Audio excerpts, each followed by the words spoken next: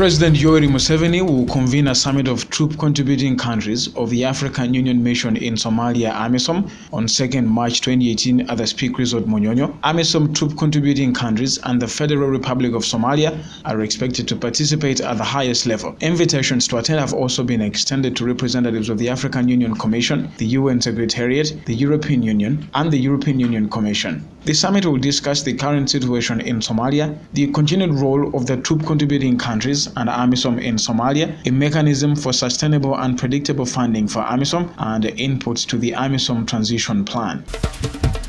A United Nations official says 11 Congolese refugees were killed last week as Rwandan police tried to put down a protest over reduced food rations. Daniel Ayanita with the UN Refugee Agency says the deaths occurred in Kiziba refugee camp and the nearby town of Kibuye in western Rwanda. The UN is urging Rwandan authorities to investigate. Rwandan police had confirmed only 5 dead in a statement on Friday, and they said they acted after demonstrators armed with stones, sticks and metal projectiles assaulted and wounded 7 police officers. The demonstrations demanding better living conditions or relocation began on Tuesday in Kiziba camp, which hosts over 17,000 Congolese refugees.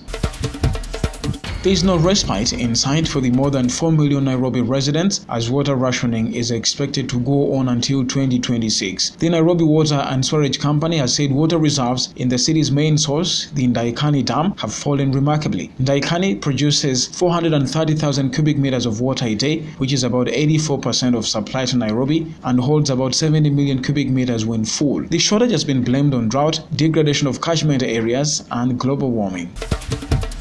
A court in Tanzania sentenced 2 opposition leaders to 5 months in prison for insulting President John Pombe Magufuli. The decision is likely to fuel criticism that authorities in Dar es Salaam are undermining democracy and stifling free speech. The court in the Southern Highlands convicted Joseph Mbilinyi, a lawmaker from the opposition Chadema party, and a local leader for the party, Emmanuel Masonga, for using abusive language against the president at a public rally in December. Court documents seen by Reuters show that Mbilinyi was accused of associating Magufuli with an alleged assassination attempt on vocal opposition member of parliament Tundu Lissu last year.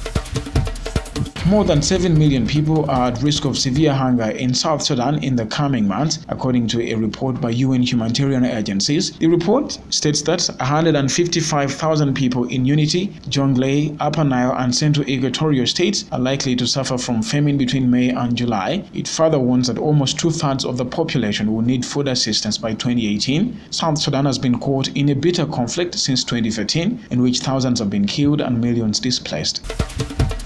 The United Nations has warned that Bujumbura is not ready to conduct elections in the prevailing environment. The UN envoy for Burundi, Michel Kafando, told the UN Security Council that the political situation remains, quote, tense in Burundi and that conditions are not right for elections. Burundi's President Pierre Nkurunziza is leading a push for a referendum in May on changes to the constitution that would allow him to run in elections in 2020. Nkurunziza's controversial re-election in 2015 sparked political uncertainty and violence.